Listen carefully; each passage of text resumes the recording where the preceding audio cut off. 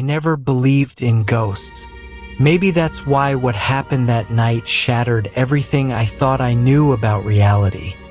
My trip to the village started like any other, quiet, uneventful. I arrived where the river stretched like a long, dark ribbon between low banks, and the village seemed asleep.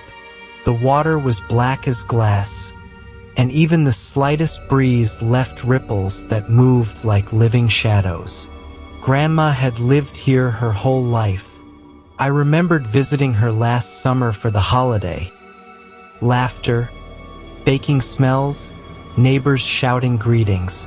But this time, she was alone. I was greeted by silence. Only the creak of the old gate and the river's steady, cold flow filled the air. I stepped inside the house. Dust, old furniture, the smell of damp wood. Everything seemed familiar. Yet, something was off. The first night, I went to bed earlier than usual. The bed creaked under me, and the pillow smelled faintly of Grandma's old things. I turned from side to side, heart racing. Every sound felt louder. The wind against the window, the groan of the beams, the pipes trembling in the walls. And then I heard footsteps in the attic. First, I thought it was a rat, but the steps were slow, deliberate, heavy, as if someone were walking in boots that didn't belong to the living. I got up. My heart raced, but I wasn't entirely afraid, more curious than anything. I grabbed a flashlight and carefully climbed the stairs. Each step echoed through the empty house, as if the walls themselves were listening. The attic was empty, just dust, cobwebs, and Grandma's old boxes. I crouched down and touched a box. The papers whispered as I moved them. Then I saw it, a cracked old mirror shard. It lay there, alone, almost as if it was waiting for me. When I looked into it, I didn't see myself. I saw a dark figure behind me. I spun around, nothing. I looked back at the shard. The figure had moved closer, blending almost completely with the darkness of the room. I returned to bed, but sleep wouldn't come. Every sound outside felt like a message. Every gust of wind a threat. I counted my breaths, tried to close my eyes, but the dark figure lingered in my mind. The next day, I barely got out of bed. My body ached from lack of sleep. My eyes were heavy. The world felt tilted. I sat on the edge of the bed, listening to the old house groan and the trees moan in the wind.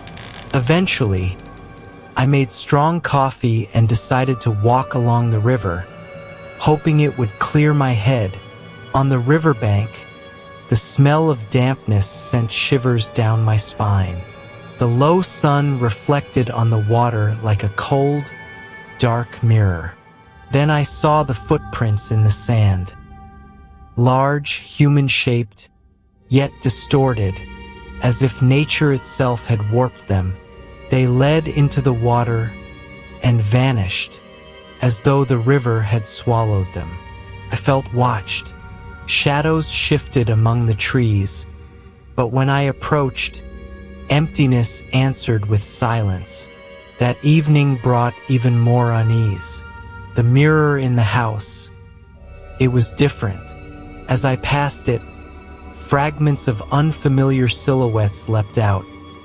Sometimes Grandma's face, twisted, dark, eyes glowing with cold light. I recorded everything on camera, searching for logic. Maybe it would help me understand, or leave proof if I didn't come back. The following nights were a nightmare. Shadows crawled across the walls. Whispers echoed through empty rooms. Sometimes I woke to my own heartbeat, feeling cold breath on my neck, though the room was empty. One night, I woke at 3 o'clock. The house was bathed in light, not from a lamp. Cold, pale, like a river of light flowing through the walls. In the window, a figure stood on the water. It stared at me, eyes glowing like fog. I dared to step closer. The water beneath my feet trembled with each step. As I neared, a screech cut through my mind, a sound not of this world. I stumbled back. When I looked again, the figure was gone. Only the water shimmered, as if nothing had happened. The days that followed were worse. Every time I looked in a mirror, something else stared back. Faces I didn't know, shadows dancing behind me. They laughed, but the laughter was hollow, like the screech of metal. One evening, I decided to destroy the mirror. I smashed it on the stone floor. It shattered into tiny shards. For a moment, it seemed the shadows had vanished. But then, a faint, creaking sound came from beneath the floor, as if someone or something was there. I went down to the basement. I saw legs jutting out of the darkness. Human? Maybe, but they moved as if alive, though the bodies were gone. I wanted to scream, but my voice vanished into the cold air. And then I realized the mirror wasn't the source. It had only opened the door. Now, they're always near. In the water, in mirrors, in the shadows. I see them even with my eyes closed. Sometimes I hear Grandma whisper, "Don't look at them." But it's too late.